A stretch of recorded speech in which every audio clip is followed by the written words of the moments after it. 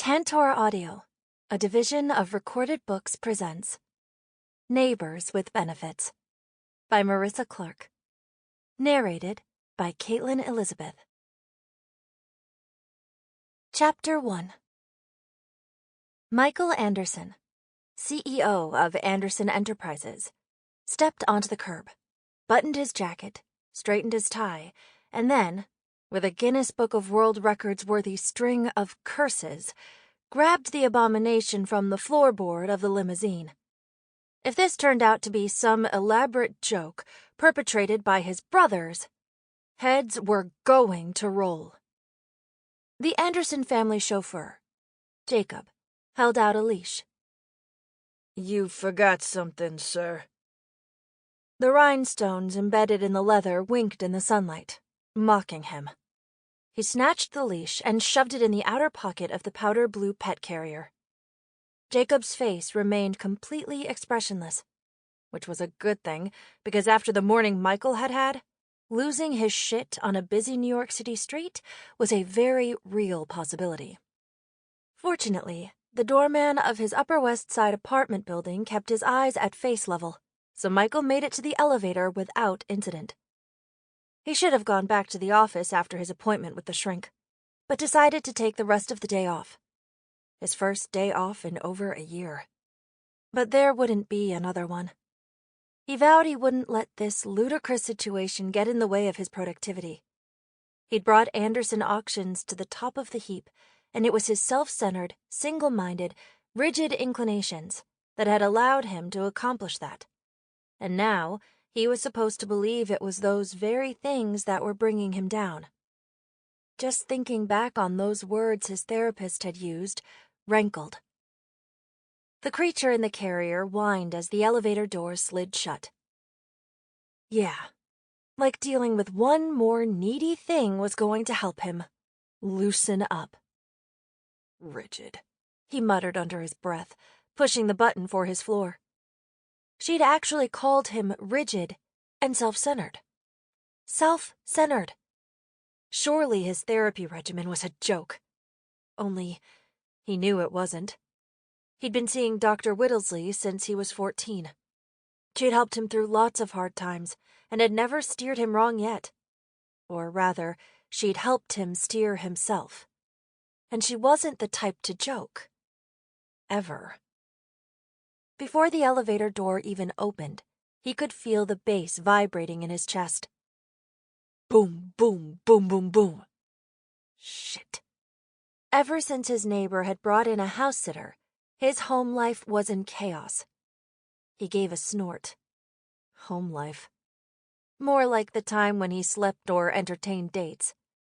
His only real life was the office, which Dr. Whittlesley said was the root of his problem.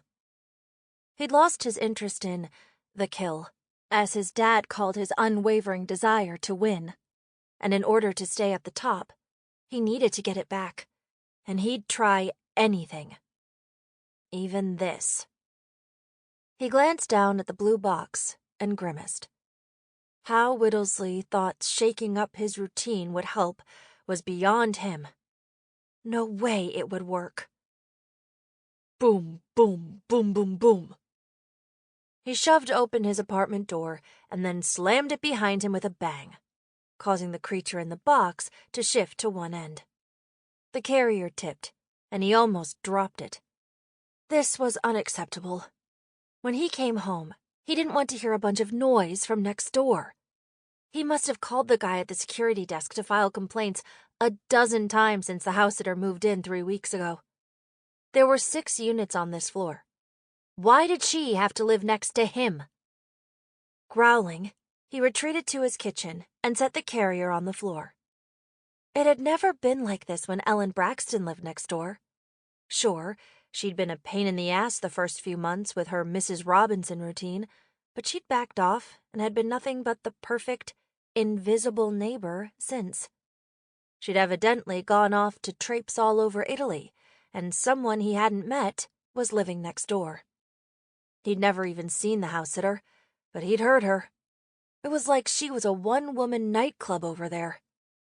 He pulled his cell phone out of his pocket and placed it, along with his keys, in the bowl on the kitchen counter, like always. The thing in the carrier made a high-pitched whine. Okay, I don't like this any more than you do. Leaning down, he opened the wire carrier door, and the beast bolted out in a blur of black and white fur. Hey, get back here! He didn't remember its name. Hell, he didn't even know its gender. Sighing, he stood and smoothed his tie. It didn't matter. He only had to deal with it for 3 weeks, and then his life could get back to normal. Really, how hard could it be? Feed it, water it, take it out 4 times a day. Piece of cake. A dog, he muttered, striding toward the wet bar in his living room. He'd never had a dog, not even as a kid. This was a horrible idea. Boom, boom, boom, boom, boom. Not as horrible an idea as losing his cool and confronting his neighbor in person rather than just filing a complaint, which appealed more and more by the second. No. Someone would tell the tabloids, and he'd learned long ago that reputation was everything. He'd worked hard to cultivate the correct image for the CEO of Anderson Enterprises. He flicked a dog hair off his sleeve and sighed. Being a caretaker of a foster dog was not going to enhance his image. Not one bit. And he didn't see how it would help him get his edge back either. Still, he'd made a promise, and he never went back on his word. Like it or not, he was stuck with the damned thing for a while. After filling his glass with ice, he remembered it was morning, and his homecoming routine would have to be adjusted.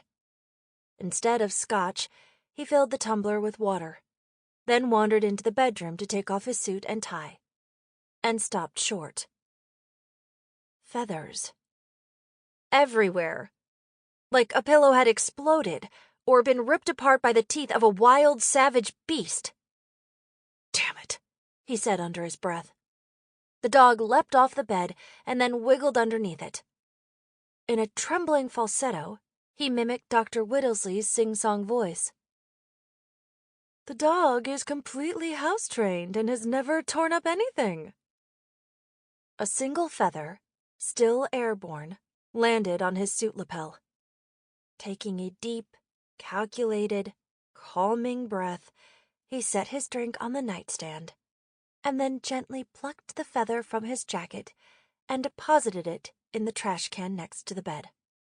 One in the right place was better than none. And still, the booming bass from Club House Sitter continued its relentless attack on his already frayed nerves. One thing at a time. Dog first.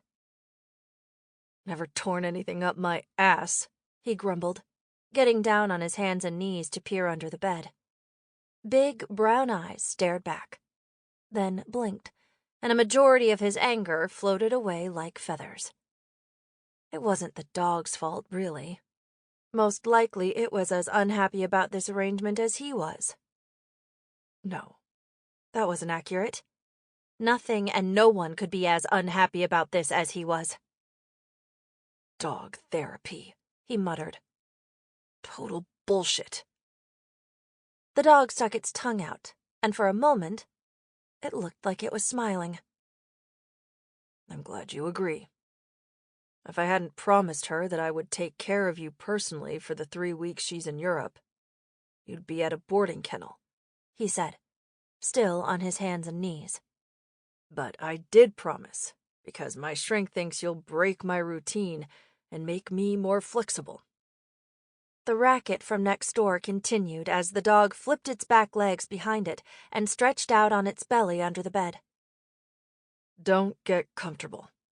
I don't want you in my bedroom, so come on out. He crooked his finger like he would to an employee across the office lobby.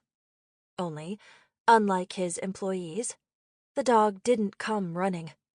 It simply looked at him, panted, and tapped its tail on the floor.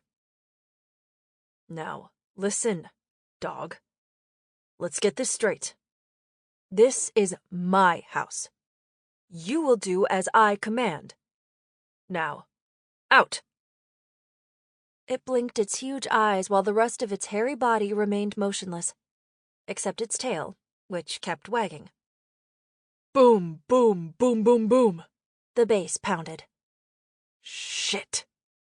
This was a fucking nightmare. I said, out! Rolling to its side, it gave the appearance of being completely at ease and unaffected. He reached, but couldn't touch the animal because it had positioned itself directly under the center of the low, king-sized bed. A frustrated growl rumbled in Michael's chest, then morphed into a defeated groan. He'd been bested by a 10-pound animal, with pink nail polish and a bow in its hair. I can't believe I'm paying Dr. Whittlesley to torture me like this. The dog lowered its chin to its paws and closed its eyes. Okay, you win this round. But if you think you're sleeping in here, you've got it wrong. Before he'd gotten to his feet, a relentless, eardrum-piercing pulse came from the other side of the wall. What now? God, he missed the days when he could come home to a peaceful, relaxing environment to unwind. Recently, it was like living in a nightclub or video arcade with thumping music, and now a deafening alarm clock of some kind. The music stopped, but the shrill beeping continued. It wasn't an alarm clock, he realized. It was his neighbor's smoke detector. Shit. She was going to burn the place down. One thing at a time. Get out first, and then, if need be, call 911. That would require his keys and phone, which were on the kitchen counter. Purposefully, he strode to the kitchen, calm and level-headed, as was his style. Everything had an order, evacuating a burning building included. People first, possessions last. On his way to the kitchen, a preliminary checklist ran through his head for a worst-case scenario. Call 911 and report the fire. Call his parents and brothers to let them know he's okay. Call his insurance agent and file a loss claim. Call the office and make sure things are running smoothly. And then call his tailor to order clothes to replace those lost in the fire. First, though, he needed to get out and assess the seriousness of the situation, which hopefully was nothing more than a false alarm. As he grabbed his phone from the counter, his foot crashed into something. The powder blue carrier. The dog was still under the bed.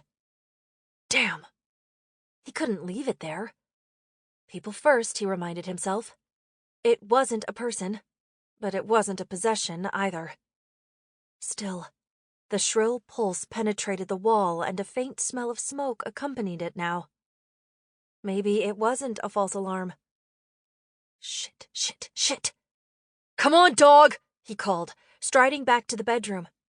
We need to get out of here. Dog, I'm serious.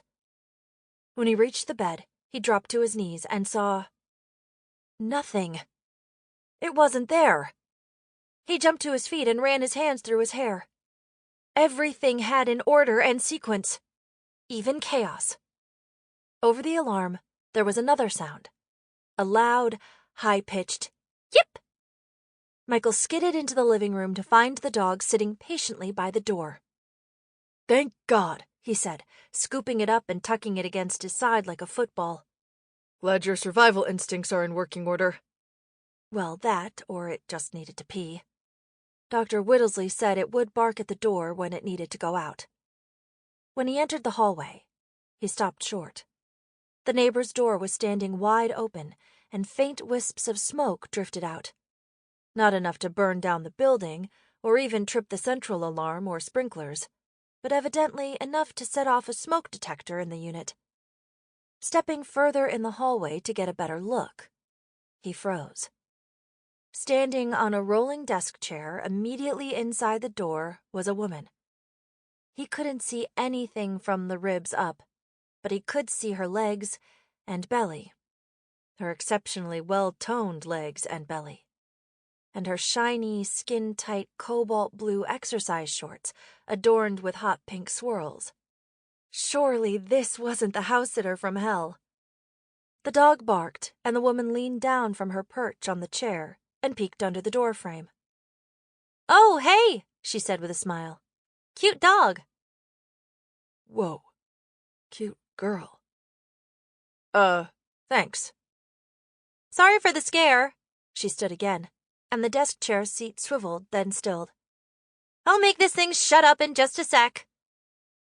The dog whined, then wiggled, and Michael lost his grip, barely able to control the beast's fall before it hit the floor running. Like a furry tornado, it sped down the hall as an elderly man opened his door to check out what was going on. Since it was mid-morning, most people were at work. Shit. Come here, dog. "Maybe if I pull here." Before she could finish her sentence, the chair swiveled and then tilted while she struggled to not lose her balance. Too late. It was obvious she was going down. Michael charged forward, wrapped his arms around her, and pulled her against him right as the chair toppled over, upended casters spinning in the air, spinning like his head as he held her tight against his body. Convincing himself that his heart hammering 1,000,000 miles a minute was solely the result of his evacuation scare, always in control, Michael Anderson was stunned to find himself momentarily unable to speak, or move, or do anything but hang on to the stranger and stare. It wasn't like he hadn't seen an attractive woman before, but somehow this one had taken him by surprise. Damn. She felt good. Reluctantly, he loosened his grip, and she slid down his body, her arms looping around his neck before her feet touched the floor. "Thanks," she said, barely above a whisper, making no effort to move away. My pleasure, he replied, knowing full well that, being completely pressed up against him like that, she could tell just how true that statement was. The dog barked from the end of the hall, and his head cleared enough to bring him back from his proximity paralysis. What the hell is going on here? The man down the hall called, echoing Michael's sentiments precisely. What was going on? She was the house-sitter from hell, for God's sake. Still clinging to his neck, she answered the man back. "It's okay. I forgot I had some bread under the broiler. Everything's cool." The man shook his head and closed his door. Most of the people bought into this building because they valued their privacy. It was held out as exclusive, secure, and quiet. And it lived up to its reputation until recently. Michael dropped his arms to his sides, and she slid hers from around his neck, leaving him feeling cold somehow. She stepped back and scanned him head to toe, then grinned. The dog yipped from the end of the hall, barely audible over the still pulsing alarm. "Hey, little pup," she called. "Come here. Want a treat?" The dog stopped running in a circle at the stairwell door and faced her. "Yeah, treat," she called, and the beast came running, hair flying out to the sides as it bolted toward them. Son of a bitch. There was a magic word to make the thing obey. Treat. Yeah, well, he might come running if she called him too. He shook his head. No, that's absurd. He had no time in his life for that kind of nonsense. He didn't run when called. "I'm Mia," she said, extending her hand. He took her hand, surprised by her firm grip. Michael. "Well, Michael, I tried to remove the battery from the smoke detector, but I can't figure out how to take the cover off," she said, voice a bit loud in order to carry over the still shrieking alarm. She picked the dog up and held it against her chest, which was covered by a sports bra that matched her shorts. Lucky dog. "Do you think you could help me out and give it a try?" she asked. Sure. She stepped back, and he entered what looked more like the inside of a spin art machine than a living room. The floor was covered with a bright blue tarp and a large canvas, covered in brilliant splatters. sat propped up against the tarp-covered sofa. One thing at a time, he reminded himself. At least the smoke had dissipated for the most part. Do you have a step stool? Nah. Dog in her arm, she grabbed what appeared to be an authentic 18th century mahogany Hepplewhite shield chair. Just use this, she shouted over the alarm as she dragged it under the smoke detector above the entry door. Grimacing, he stepped up onto the leather cushion. The Braxton woman was going to have a fit if she ever found out her fine antique had been abused like this. The smoke alarm cover slipped right off after a quarter turn, and the battery was no problem either, resulting in sweet silence. When he stepped down, she was feeding the dog something from her hand. I promised a treat, and I deliver on promises. She rubbed the dog's head and straightened the bow holding the hair out of its eyes. Hey, thanks for helping me out. Sorry about the noise. Yeah, like the noise was anything new. No problem.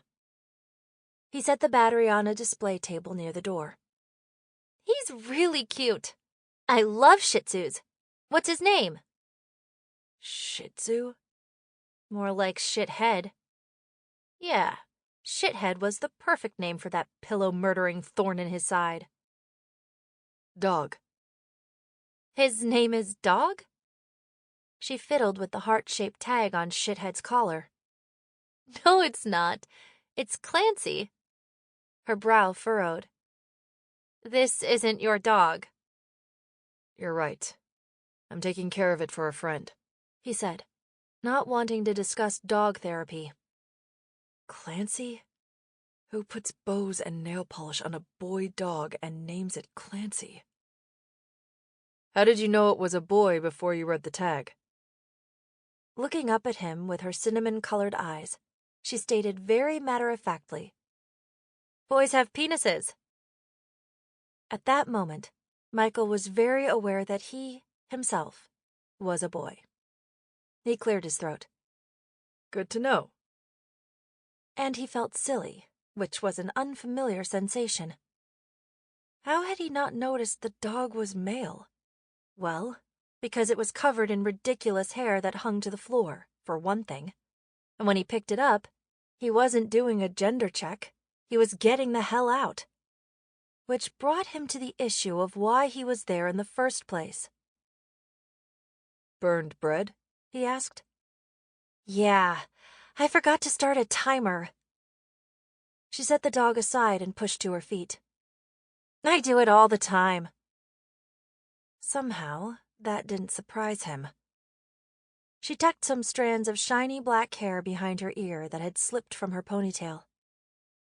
Damn, she was gorgeous. And different than anyone he'd met. She wasn't self-conscious at all, and seemed so comfortable, not only about disclosing her forgetfulness, but with her own body. Hell, she was practically naked in that skin-tight outfit, but her mannerisms revealed no discomfort at all. In his years of negotiating antique deals, he'd become an expert at spotting weaknesses and hang-ups that would give him an advantage.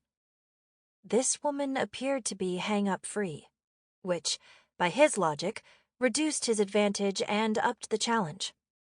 And Michael Anderson loved a challenge. Come on, Clancy. Let's make sure I turn the oven off, she said.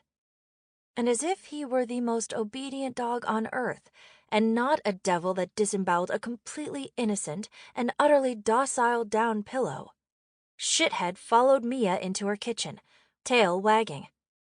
Watching her very fine ass as she left the room, Michael had to acknowledge that if he'd had a tail, his would be wagging as well.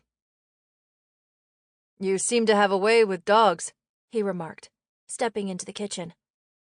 A tray of burned rolls sat abandoned on the counter, hot pads flung nearby. Dishes tilted at precarious angles in a pile in the sink, and a large amount of mail was stacked haphazardly in the corner. Messy and noisy.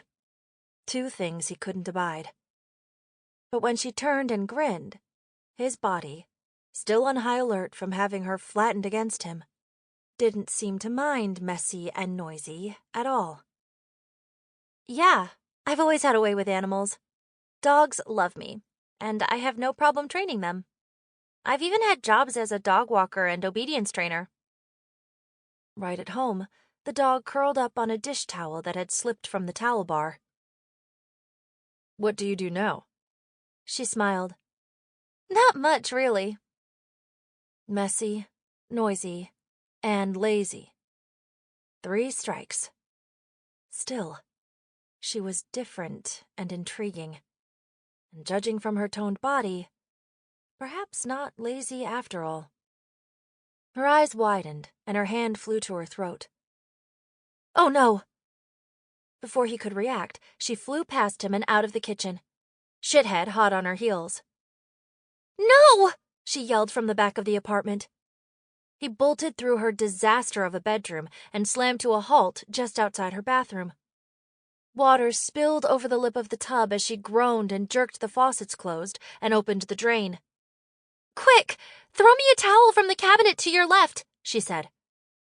Weighing the cost of repairing his bathroom floor, which was just on the other side of her wall and would be damaged if the water seeped under, versus replacing his custom-made shoes, he sat on the edge of her bed and untied them. Then he carefully rolled up his suit pants. Wringing the hand towel she'd tugged from the bar next to her, she shouted over her shoulder, Please, throw me a towel! He did better than that. He opened the cabinet just inside the bedroom door, grabbed the entire stack of towels, and pitched them to the bathroom floor before shoving them against the wall that adjoined his. Maybe he could spare his shoes and his bamboo bathroom flooring. The puddle had barely expanded that far. What a mess! This woman was a disaster. While she fussed over the placement of the towels, he strode back to her bedroom, past her rumpled, unmade bed, and scooped up a heap of clothes from the corner. What are you doing? She practically shrieked as he dropped the clothes to the floor and then shoved them around with his foot, sopping up some of the remaining water. Helping. He then grabbed the soaked towels one at a time, and, careful not to get any water on his suit, he wrung them out in the tub, which was halfway drained. She sat back on her heels and brushed escaped hair from her face, and then snatched up a black lace thong from the top of the pile. The towels were probably enough, she said, grabbing another pair of panties from the dry section of clothes. Now I have to wash all my clean clothes again. Clean? Who dumps unfolded clean clothes on the floor? I'm sorry. I assumed they were dirty. Do you assume things a lot? My assumptions are almost always correct. But not this time. He smiled. Clearly not. As she pulled another lacy scrap of lingerie from the pile on the floor, this one appeared to be a teddy type of thing, he stifled a groan at the image running through his mind of her wearing it. It and the other pieces of lace and satin clutched in her fist. Noticing his stare, she balled them up and blushed. Maybe she had some self-consciousness after all. Following a quick circle to check out the floor, her stance relaxed and she took a deep breath. So, do you live on this floor? Again, she'd thrown him off balance. He'd assumed she knew who he was. Most people did. If not from business journals, then from the news outlets or tabloids. His concerted effort to refine his image and bring his name and that of Anderson Enterprises to the forefront of the business world made him a near celebrity in some circles. Obviously, this girl didn't get out much. Or she didn't care, which puzzled him more. Yes. I live in 1206. She passed him and headed into her bedroom. Apartment 1206? Is that across the hall? No. He pointed to their adjoining wall. It's next door to you. She froze. Then her shoulders stiffened, and she straightened, spine rigid. Rigid, his psychiatrist's favorite word to describe him. Sample complete. Ready to continue?